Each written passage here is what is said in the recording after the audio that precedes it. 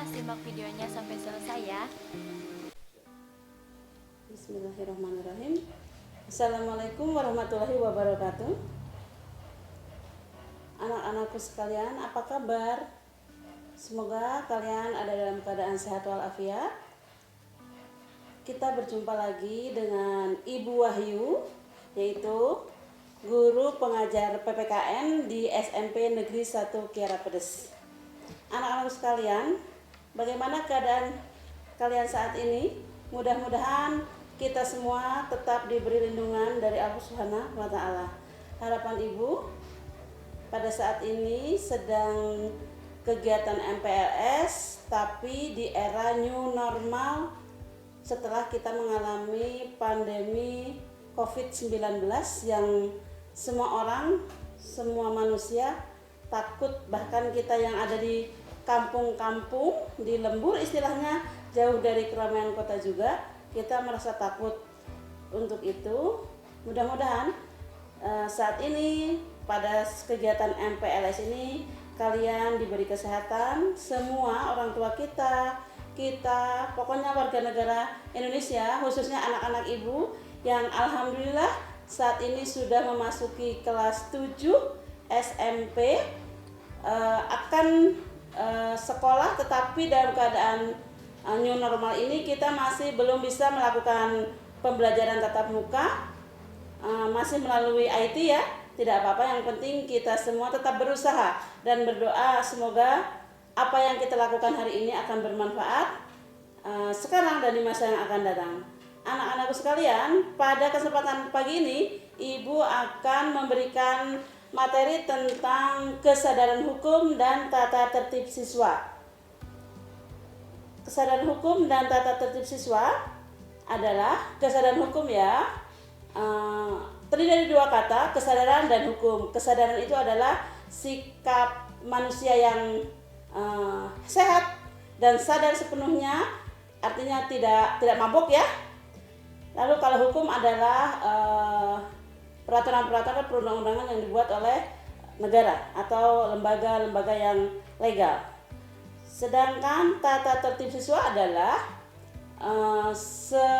sekumpulan peraturan yang dijalankan di suatu sekolah dan harus ditaati oleh seluruh unsur sekolah, termasuk pimpinan sekolah, guru-guru, penjaga sekolah, terutama siswa-siswi SMP. Kalau tata tertib untuk semua, kalau tata tertib siswa hanya untuk siswa saja.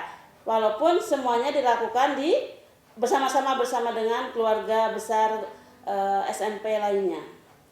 Arti kesadaran hukum yaitu tujuannya adalah agar kita selaku warga negara, walaupun kita belum dewasa, usia masih sekolah, diharapkan kita bisa berperilaku tertib hukum, dilakukan secara sadar dan memahami tujuan dari hukum itu sendiri, yaitu supaya terciptanya warga negara yang baik atau good citizenship, atau kita menjadi siswa yang mentaati, lalu memaknai dan mau mengamalkan tertib hukum, mau mengamalkan hukum itu sesuai dengan koridornya, atau menjadikan pedoman supaya hidup kita selaras, serasi dan seimbang antara lahir dan batin. Norma hukum juga memiliki tujuan agar kita sehat secara rohani. Untuk itu ada beberapa pengertian juga mengenai hidup kita tidak akan terlepas dari norma. Yang pertama adalah norma hukum, norma yang dibuat oleh lembaga negara. Yang kedua norma agama yang berasal dari Al-Quran bagi umat Islam dan dari kitab-kitab lain bagi umat yang beragama selain dari Muslim, selain daripada Islam. Yang ketiga, norma kesopanan berasal dari hati nurani masyarakat. Dan yang keempat adalah norma kesusilaan yang berasal dari budaya masyarakat juga. Tujuan daripada norma tentunya adalah menjadikan hati kita, kalau norma agama, agar kita tentunya selamat di dunia maupun selamat di akhirat. Maksudnya dari norma agama, norma yang berasal dari Tuhan itu adalah kita disuruh, bukan disuruh lagi, kita wajib menjalankan semua perintah Tuhan dan menjauhi larangan-larangannya. Itulah yang disebut dengan manusia yang bertakwa. Yang norma hukum adalah tujuannya supaya terciptanya keharmonisan hidup, keserasan hidup warga negara, seluruh warga negara Indonesia. Kalau mengikuti mentaati norma hukum, insya Allah kita juga akan selamat untuk urusan dunia, dan insya Allah selamat urusan akhirat juga. Yang ketiga adalah tujuan dari norma kesopanan agar menjadi pedoman bagi kita semua bagaimana cara kita bermasyarakat. Yang terakhir, norma kesusilaan juga adalah aturan-aturan atau kaidah-kaidah yang mengatur perilaku manusia agar kita menjadi manusia yang memiliki kesopanan. Semua itu tujuan norma adalah tetap satu, yaitu ingin terciptanya keselarasan, keseimbangan dalam hidup. Sekarang tujuan dari tata tertib atau batasan pengertian atau isi dari tata tertib siswa diantaranya adalah nanti kalian begitu masuk sekolah, kalian akan mendapatkan dan bisa membaca, setiap orang membaca tata tertib siswa SMP Negeri 1 Kiara Pedes. Di antaranya, 1. Masuk jam 5.30 sudah ada di lingkungan sekolah, jam 6 masuk ke kelas, jam 13.30 baru boleh keluar sekolah. Yang kedua, pulang ada waktunya. Lalu dari jam 6 sampai dengan jam setengah 1 itu kita akan mendapatkan beberapa pelajaran ya. Berbeda dengan di SD, kalau di SD sistemnya gurunya 1 tapi guru kelas, sistemnya gurunya 1 tapi belajar untuk beberapa mata pelajaran. Bedanya dengan guru SMP, kalau di SMP setiap jam berganti pelajaran, berganti pula guru yang mengampu mata pelajaran tersebut. Berbeda dengan di SD juga, kalau di SMP karena kelasnya paralel banyak, sehingga kalian juga harus bisa mengerti bagaimana kurikulum di SMP juga. Ibu yakin dari awal, mulai dari MPLS sampai dengan nanti, insya Allah kalian bakal mengetahui, memahami bagaimana belajar sekolah di SMP, insya Allah kedepannya ya. Yang berikutnya, Ibu contohkan tadi kan kita mempelajari tentang kesadaran hukum ya. Banyak sekali orang-orang yang belum mengerti apa itu kesadaran hukum. Kenapa demikian? Karena banyak pelanggaran-pelanggaran yang terjadi di sekolah, di rumah, atau di masyarakat, bahkan kalau diperluas lagi di negara kita. Contohnya untuk kasus-kasus pelanggaran itu berarti tidak taat ya, tidak taat dan tidak sadar hukum. Contohnya di negara adalah terjadinya kasus korupsi, kolusi, dan nepotisme atau KKN. Sudah ada undang-undangnya saat ini, walaupun KKN itu dilakukan oleh pejabat negara kebanyakan, tapi sekarang yang melakukan pelanggaran KKN itu ada yang dilakukan oleh orang tidak pejabat saja, tapi masyarakat awam, masyarakat kecil juga bisa melakukan kolusi, korupsi, dan nepotisme. Nah, kalian akan belajar tentang itu nanti kalau sudah belajar seperti biasa, tatap muka, kita akan mengetahui lebih jauh lagi apa itu KKN dan bagaimana sikap kita seharusnya supaya tidak melakukan, atau kita minimal tahu ya bahwa KKN itu adalah perbuatan yang tidak baik atau perbuatan melanggar hukum. Yang kedua contohnya adalah terhadap pelanggaran ketidaktaatan terhadap norma hukum yang sekarang tengah marak adalah 1. Menyebarkan hoaks atau berita bohong. Tidak bisa dipungkiri masyarakat sekarang kan sedang in ya terhadap IT atau teknologi. Teknologi ini bisa membawa kita ke dalam perbuatan kemajuan, atau sebaliknya kemunduran terhadap moral maksudnya ya.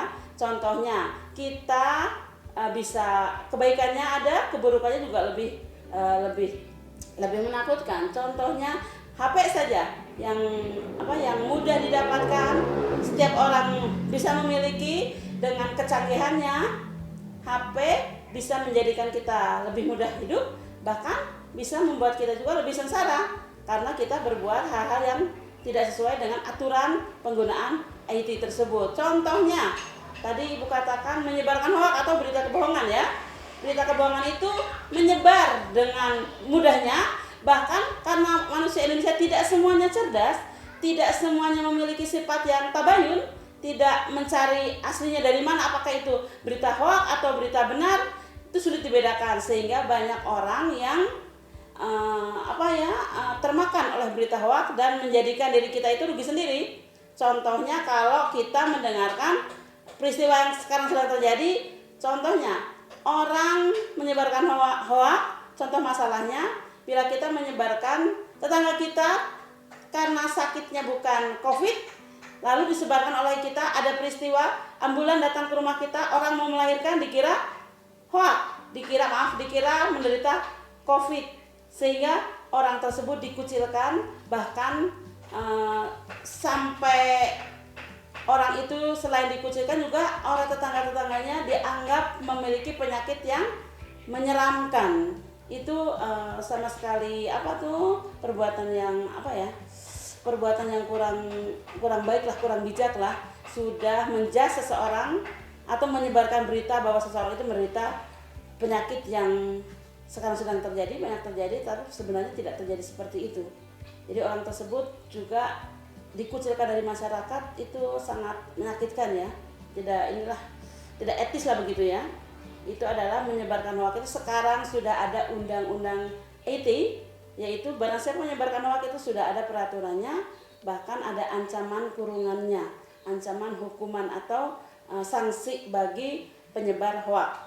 Berikutnya lagi contoh pelanggaran, kalau yang sudah umum itu udah biasa ya.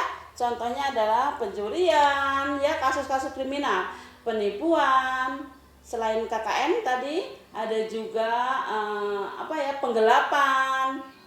Banyak sekali hal-hal yang sudah diatur di undang-undang kriminal atau undang-undang hukum pidana. Nah, untuk kesempatan ini Ibu hanya merangkan sedikit mengenai kesadaran hukum dan tata tertib siswa. Nanti insya Allah kedepannya kalian bisa membaca, di setiap kelas juga suka ada ditempel. Mudah-mudahan kita mengerti dan bisa melaksanakan. Jangan sampai kita menjadi siswa yang melanggar aturan atau tidak memiliki kesadaran hukum atau pelanggar tata tertib siswa. Jangan sampai nanti kalau kejadian seperti itu kita akan mendapatkan sanksi ya. Sanksinya banyak sekali. Kalau sanksi dari tata tertib itu sudah tertera ada di sana. Nanti akan ada berikut sanksinya tata tertib itu ya bagi siswa. Tapi kalau di masyarakat kita berusaha juga jangan sampai kita melanggar hukum juga. Baik itu hukum atau norma agama, norma hukum, norma kesusilaan, dan norma kesopanan. Semua sanksi, semua norma itu ada, semua norma ada sanksinya. Norma hukum sanksinya tegas dan nyata. Norma agama nanti kelak di akhirat. Norma kesopanan dari masyarakat, misalnya cibiran atau kita menjadi bahan pembicaraan orang lain. Kalau norma kesusilaan juga walaupun berhubungan dengan pribadi seseorang, tetapi cibiran atau jadi omongan banyak orang atau jadi buah bibir bagi orang lain itu menjadikan kita yang menjadi seseorang yang tidak baik lah. Itu yang Ibu maksud ya.